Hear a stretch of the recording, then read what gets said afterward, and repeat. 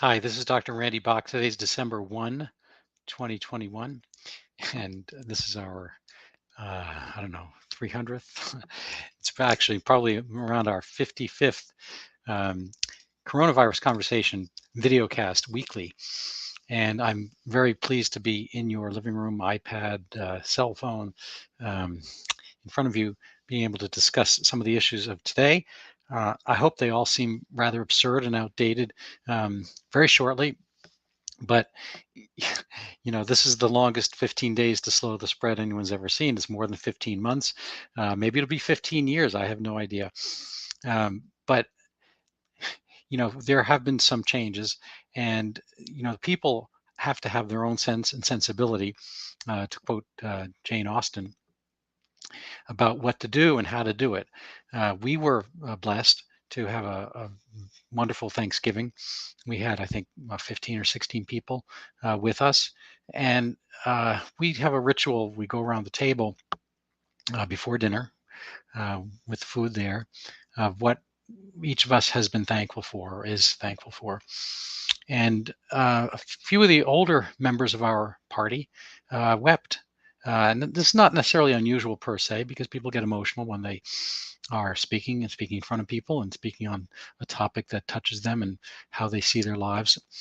But in this case, I guess maybe the two eldest members of our group cried separately and for similar reasons, because they hadn't been around any people in over a year. And this hasn't been the case for me or my wife. We've tried to conduct, business as usual insofar as we can. You need, like tango, you need somebody to dance with. Takes two to tango, or maybe not, maybe three. I don't know. Who knows these days? And social life needs to be sociable. And I've talked about this many times, that through the groups that I belong to, various civic, religious, athletic, various groupings of individuals for different reasons, I've always been on the outlier aspect of this. I was speaking with a good friend today, and he said, many people, see the world only in the material sense. They lose track of the spiritual, and as such, this is the deepest fear. To attack the possibility that everything will disappear for them, and obviously death and so forth. And it's easy to exaggerate people, and then people feel cornered and they react strangely. I am in as I said, a few different groups, and some of them have, really bright people in them. I guess, in a way, we all have our brightnesses, but these are accomplished people, individuals who have, done so much in their lives and earned money and give advice to companies and individuals and so forth. And the same type of scrutiny that they apply in their business dealings somehow is just totally eluded, is just slid over. In the case of coronavirus and COVID. And I find this bizarre. I think I mentioned last week I had been in a meeting. It was our first, grouping in person in over a year. And we had dinner. It was a closed room. And for dinner, everyone took their masks off. And then after dinner, the masks kind of generally filtered back on. I was the last holdout, and I wasn't going to mask under such, absurdity. So I took off, but I think it was misinterpreted. I wasn't meaning to be rude. I just want people, if they are that deeply invested in putting masks on in the closed room as adults, when you're making your own decisions in life, theoretically at this point, so be it. Everyone in the room has vaccines, and if you're ever going to catch anything, that's just kind of life, and you have to kind of move on. But if this is, I don't know, I suppose it's just kind of a fear you can't really go against, but you have to go against that fear, and you have to live your life fully and according to your best estimations. Beatnik Twitter CEO Jack Dorsey is going to return to that which he loves, which I assume is somewhere a cross between mushrooms and himself, although in some ways he may be a proto mushroom, or maybe he has some growing in that beard. I have no idea. An odd guy, but God bless him. He brought Twitter to existence, and Twitter is certainly entertainment at the very least, and theoretically in its ideal, and is still, essentially the most immediate form of news. So there's going to be content. Everything I needed to know, for instance, about the Kyle Rittenhouse case, I learned from Twitter, but immediately, like within a couple of days. People are just now, in the last, couple of weeks after the trial, or during, finding out, the actual facts of the matter. But, people had assembled videos of that, and the truth was there. It was there immediately. And Twitter is really kind of amazing for that, because you can bypass the news organs. And I wish, one of the organs that the news organs use would be their brains, but it seems that's not to be the case. I think they are dealing more with their heart, a fair amount in the kind of medieval sense of using their spleen, their bile. There used to be the four humors, I think, which were phlegm, bile.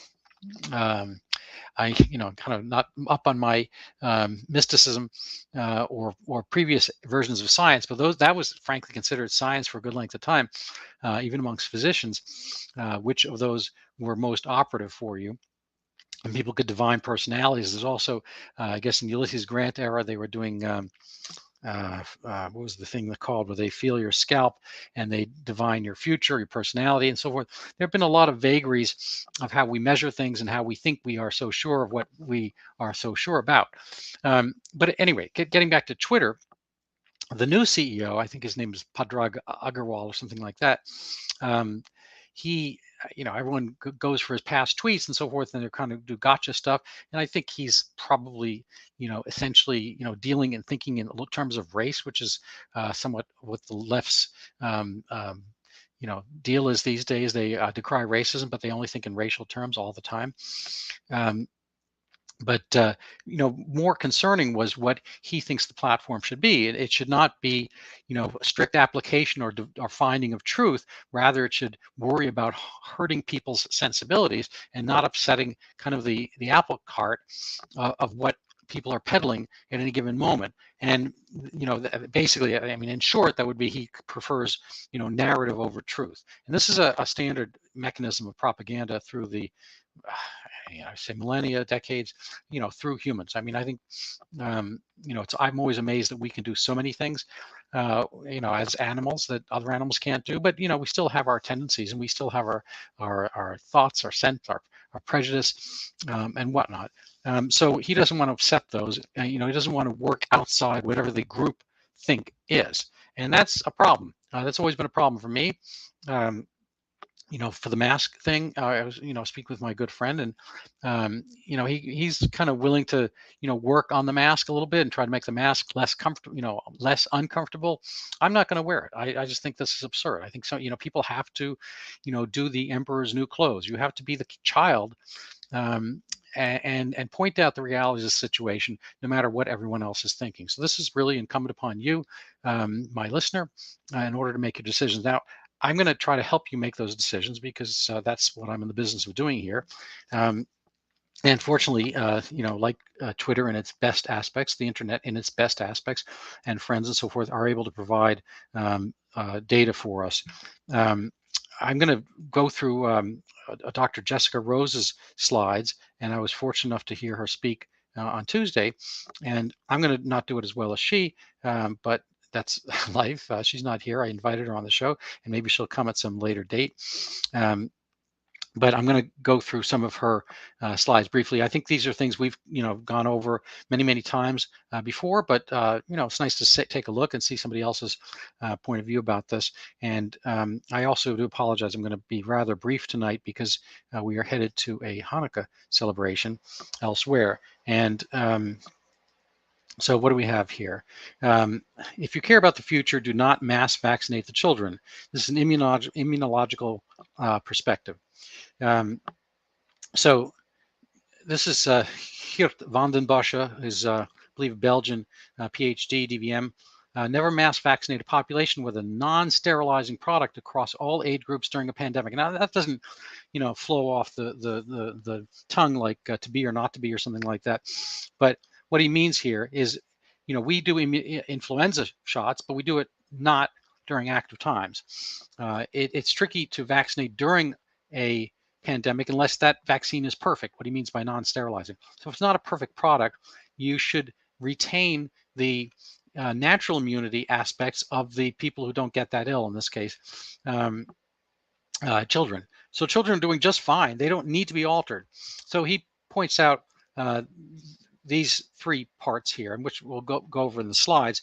One, it's needless. COVID's not a childhood disease. It's kind of funny for me when I look at this. I'm kind of a word guy. It looks like needles. You can see right in there. But yes, needless. It's harmful. They're adverse events, and it's potentially it's dangerous.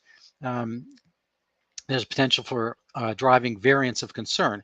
So as we see now with the Omicron or whatever variant coming around, I don't personally think Omicron's dangerous, but there is the risk that some variant will come around.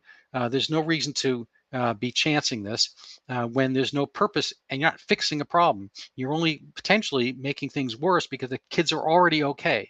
You know, this whole thing, are the kids are all right. I think it's from the WHO or something like that. The kids are all right. Don't mess with it. So these go by these points one by one. I'm not going to be able to spend, the same amount of time as she did on this because time is short tonight for me. But she quotes something we've quoted before. Dr. McCary from Johns Hopkins pointed out that in the United States, I mean, it's basically the infection fatality rate for children is zero. In the United States, a total of 335 children under 18 have died with a COVID diagnosis on their death certificate. But apparently, these are all children with other issues like morbid obesity, leukemia, cystic fibrosis, so forth. There's basically zero death rate for kids per se from COVID. Again, I'm not going to be able to have the time to go through all of these.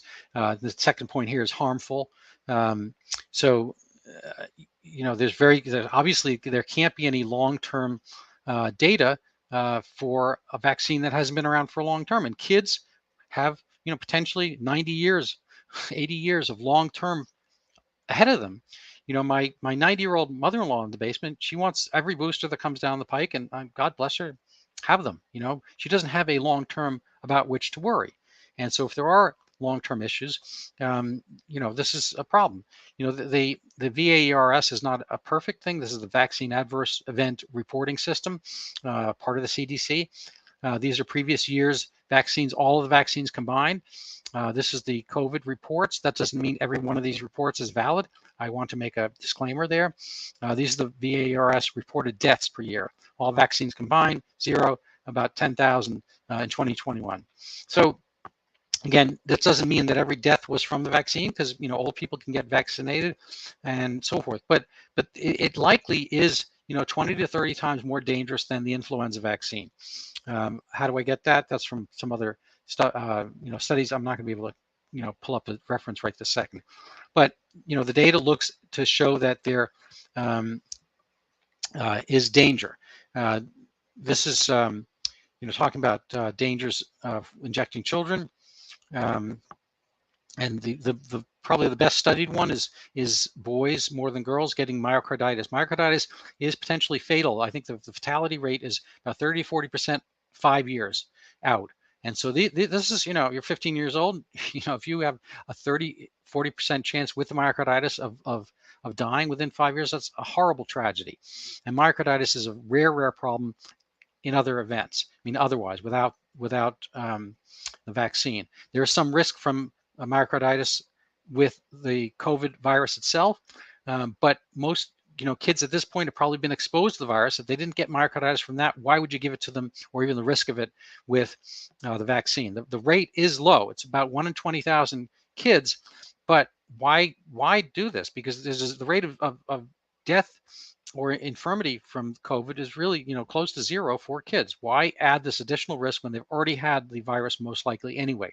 No reason. It's not helping anybody. The kids are not infectious for the adults and so forth. This is the absurdity, and this is getting pushed and pushed and pushed. People are not, I think England's not going to let you on a flight if you're not vaccinated under 11 years old. I think US will probably try to follow all kinds of mandates like this, which are probably not legally backed.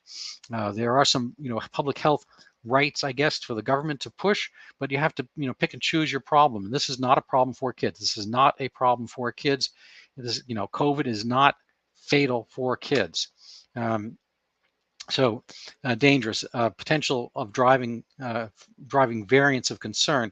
I'm not going to be able to go over this too much. I'm not positive this is the case, because I think personally that viruses tend to attenuate. They tend to get a little bit easier on the populace over time, because if the virus, knocks you over too much, then it's not a successful virus.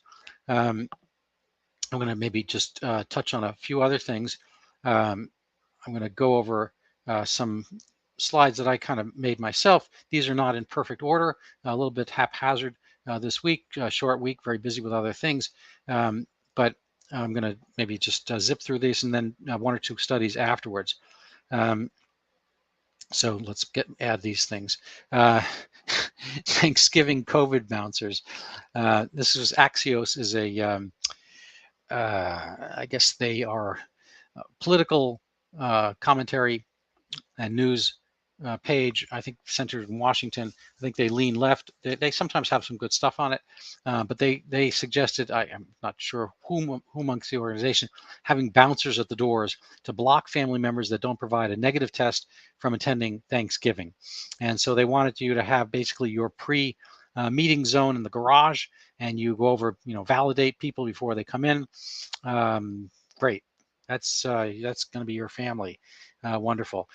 People who are vaccinated and elderly, it's a misuse of kids to make them vaccinated and so forth.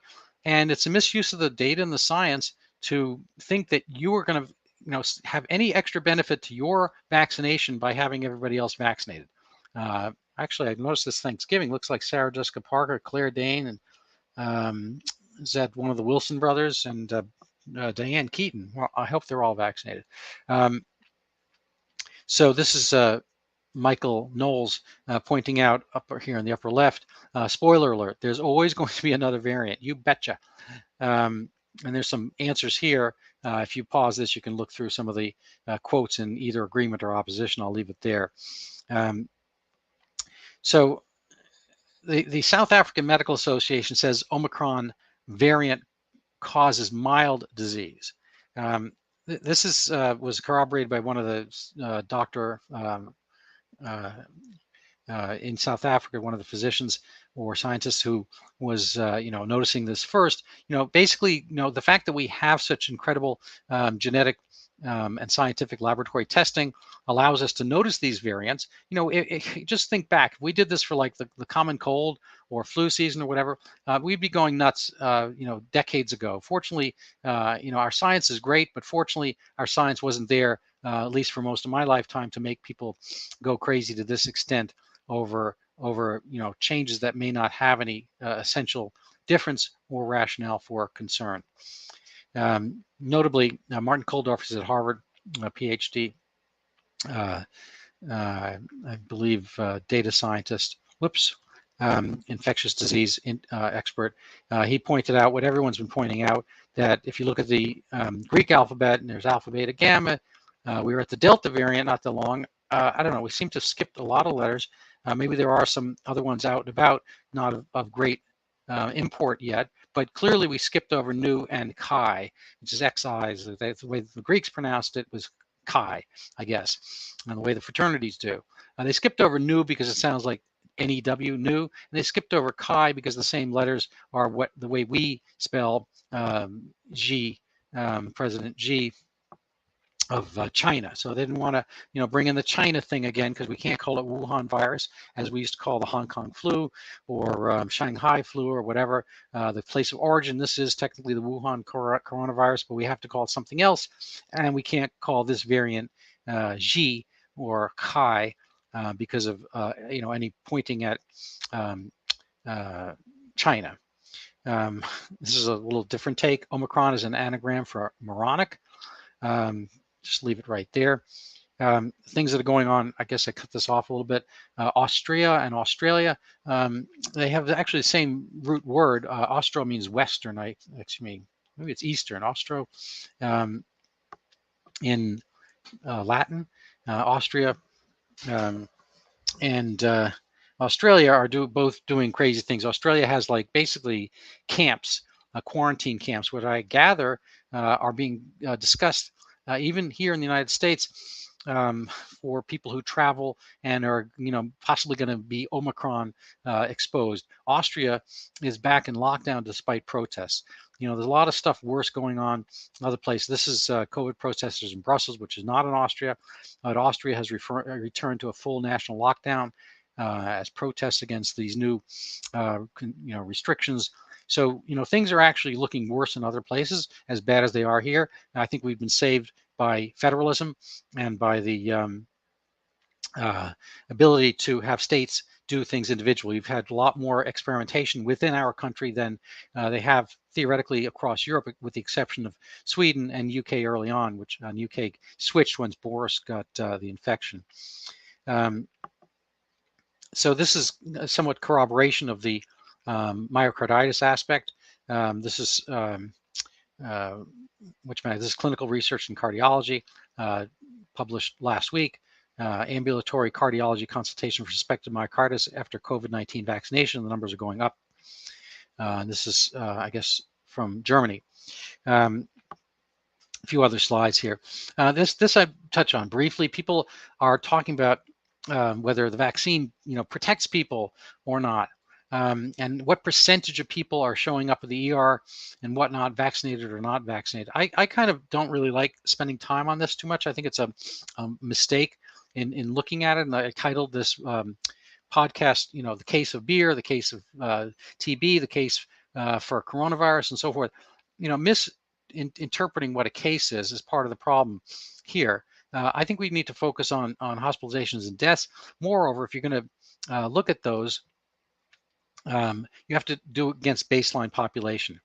So, what they you can't. It's not enough just to say, oh, there are more deaths amongst the vaccinated than the unvaccinated. That may very well be true. This is in England, I guess October, November. But the point is, who are these people? What are their other illnesses? If the vaccinated tend to skew older, which I would imagine they are, and more older people are dying, well, that's part and parcel. So I think these things are really tough to read. I don't like them. I think they're simplistic, and I would avoid them. So when people are just talking about, percentages, this and that, it doesn't really make much difference or sense unless you're going to subdivide according to who those people actually were and how freely they were diagnosed with COVID and whether the COVID was actually contributory toward their illness or death. This is, I think, endemic or emblematic, excuse me, of the problem. This is, again, every time I look for the weather, I'm much more interested in this. I don't have a small craft, fortunately. I'm not out in the water, but I'm curious about the temperature of the day. Boom, they always pop this up. This is my main concern when I ask about the weather. But you see here that, basically the definition of cases is different. People are milling around. They're going into businesses, schools, whatnot. They get their, noses poked and they have a test. Now, the test may be positive, may be negative, but it's positive they show up here. But really, the whole city, state, and many cities within it are going nuts over something that's not fatal. So I think the real key here is to look at overall fatalities, not the percentages within fatalities. And the numbers are vastly down. So this is either attenuated illness or a population that's reached adequate immunity to go about your business. And this slide covers the same kind of topic. I'm not going to spend time. You can pause it if you want to read this. But again, this is not my cause. I think that you really got to stop, thinking so much about cases and think about severity. There's an interesting point here. Pfizer says it could tweak the current COVID vaccine 100 days, if necessary, in response to Omicron. Well, that'll probably be too late because by the time they get this out for Omicron, that'll probably will have passed. But it's interesting they haven't tweaked the current COVID vaccine yet, since we're so far down the Greek alphabet. You are still getting, if you get a vaccine, you're getting one that is dealing with the so-called ancestral strain, the pre-Greek letter strain of SARS-CoV-2, the one leaked from the China lab. And if they could do it, why don't they do it? What's the point of getting boosters to a variant that is 6 to 8 variants prior, when the virus itself, without thought, but through multiple waves of reproductions of 20 trillion cells each time, whatever, or hundreds of millions within your body, if it keeps migrating its own basic physical appearance, and the one that your antibody using just a single spike protein, the ancestral, is no longer going to be able to recognize. It's basically putting on disguises, or it's turning into different generations, so it has a family resemblance but not precise to the one for which you have been immunized. This goes back to children. You can pause this and read this. It goes back to a similar point from Dr. Rosa's slides. I kind of like this a little bit blurry. I apologize, but this is what we're left with. This is the hippie generation that I grew up with in the 60s and 70s. Everyone was resist authority and questioning everything, and all of a sudden they aged into becoming the authority and do what you're told. Mask up, love the CDC, love all the institutions, no free speech, and this goes back to the issues I mentioned earlier, and so it's just a weird thing that the same folks, basically they are threatened at the end of their lives, and they're willing to throw anybody, no pun intended, under the bus in order to slow down what they think is a ride off the edge of the cliff, but it is not, even for them.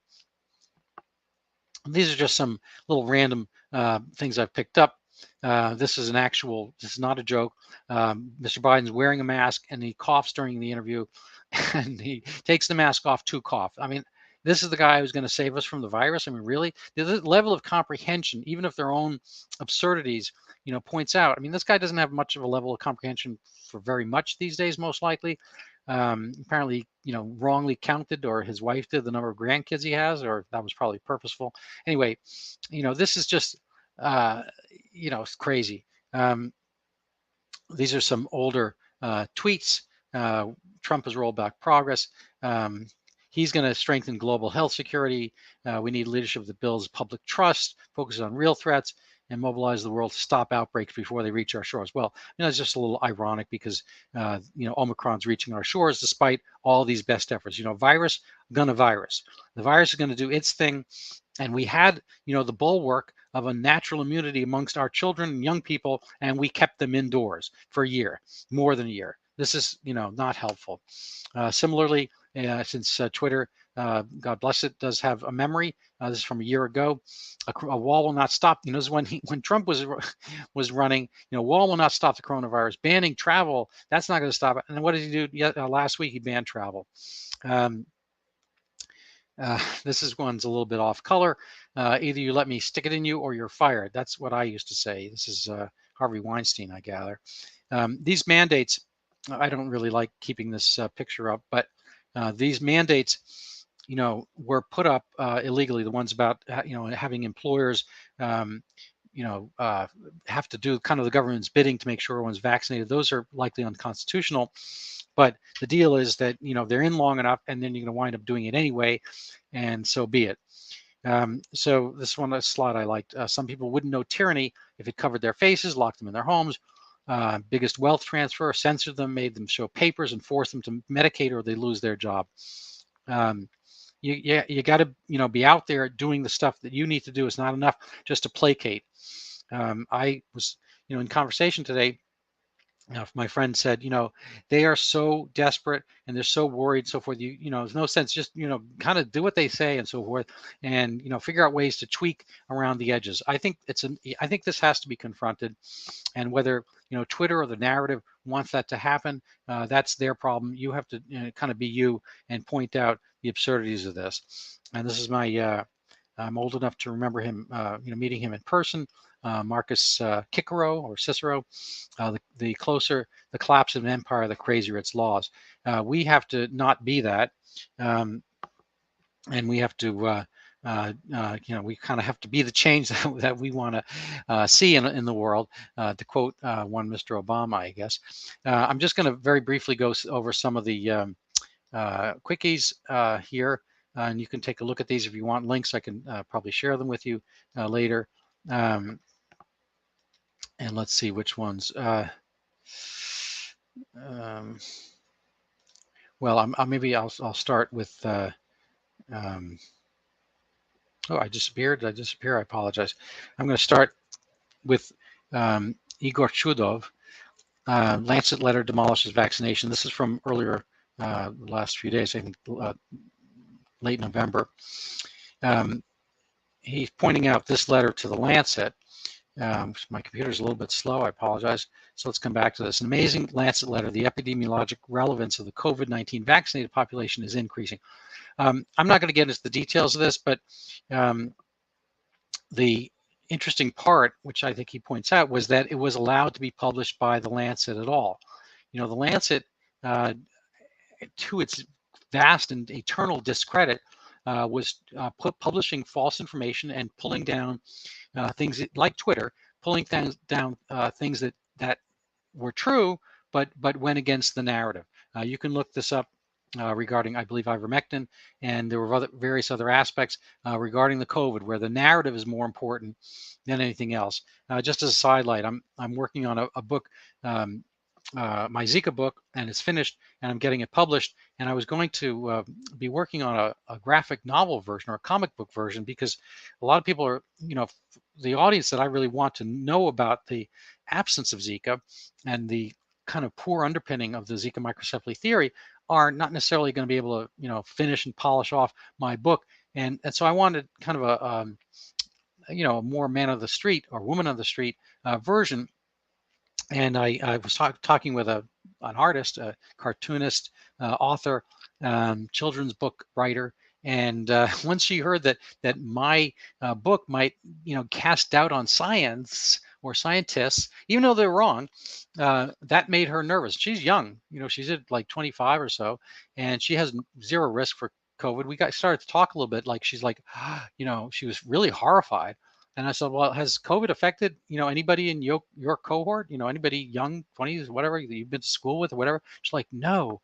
But, anyway, it is kind of the image when people watch too much TV or whatever, they think that, somebody around the world is their neighbor, and they lose track of lose sight of the fact that they've themselves are a data point. They've lived through this, COVID emergency, and they know nobody who's had any illness essentially from this or had any problems any worse than, say, the flu or something like that, because life does have its issues.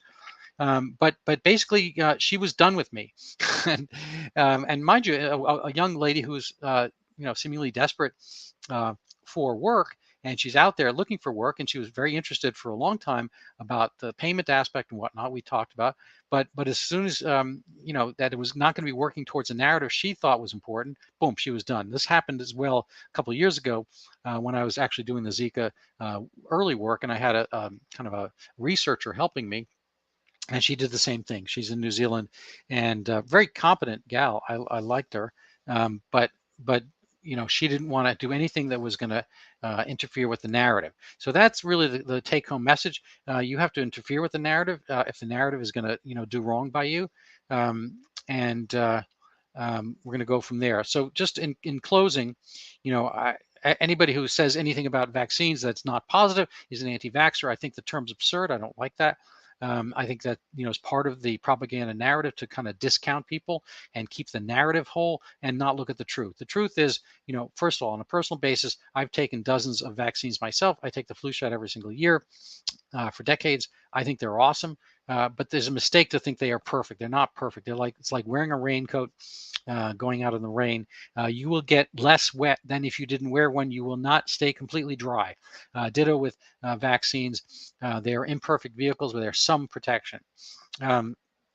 But vaccines are for appropriate times. You shouldn't be taking the yellow fever vaccine just for no reason, just because it exists. And if you're not going to be getting ill from yellow fever, then there's no point of it. If you're not going to be getting ill from COVID, there's also similarly no point from it, although they're slightly different situations. Anyway, I enjoyed talking with you. Please let me know if I can, I don't know, do anything else to help you be interested in our mission here and our podcast. And please share this broadly and widely. I'd appreciate your help in doing so. And if you're interested in the Zika book, send me a note and we will